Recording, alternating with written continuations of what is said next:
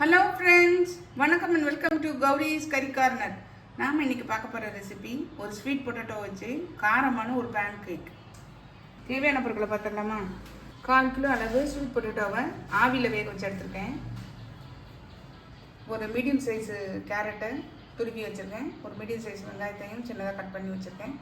ஒரு கைப்பிடி அளவு ஸ்வீட் கார்ன் எடுத்துருக்கேன். நீங்கள் எந்த காய்கறினாலும் சேர்த்துக்கலாம். 2 டேபிள் ஸ்பூன் அளவு ரவை, 2 டேபிள் ஸ்பூன் அளவு அரிசி மாவு. முதல்ல நல்லா இப்படி மசிச்சு விட்டுறேன்.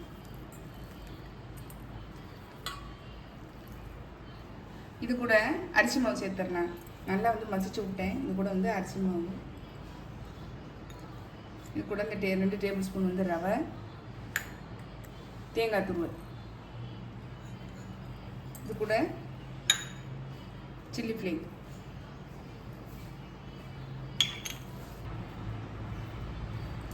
உப்பு சேர்த்துட்டு நல்லா மிக்ஸ் பண்ணி விட்டுடலாம்.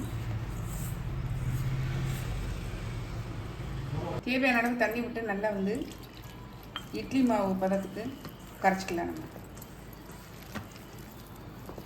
காமிக்கிறேன். நல்லா இந்த அளவு பசங்கிட்ட பாருங்கள். இப்போ நம்ம இதில்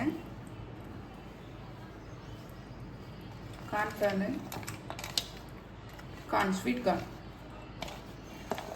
வெங்காயம்,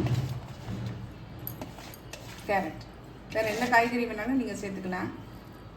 நல்லா மிக்ஸ் பண்ணி விட்டுறலாம். 10 நிமிஷம் ஆகிடுச்சு பாருங்கள். நல்லா ஊற்றிச்சு. இப்போ நம்ம தோசைக்கல்லில் இந்த பேன் கேக்காக நம்ம ஊற்றி எடுத்துடலாம். தோசைக்கல் சூடாக இருக்குது. நம்ம இப்போ இதை ஊற்றி எடுத்துடலாம்.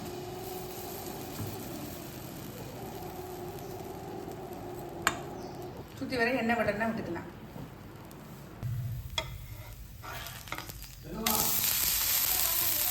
கரட்டி போட்டாச்சு. இப்போ அடுத்த சைடு வந்தோடனே எடுத்துடலாம். நல்லா வந்துச்சு பாருங்கள். நம்ம இப்போ எடுத்துடலாம். அடுத்து ஒன்று ஊற்றி காட்டுறேன்.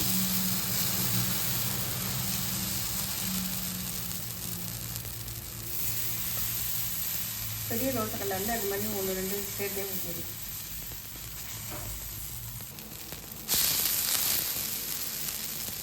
எல்லாம் திருப்பி போட்டாச்சு. இப்போ எடுத்துடலாம். எல்லா இதுவும் வெந்துடுச்சு. இப்போ திருப்பி போட்டாச்சு.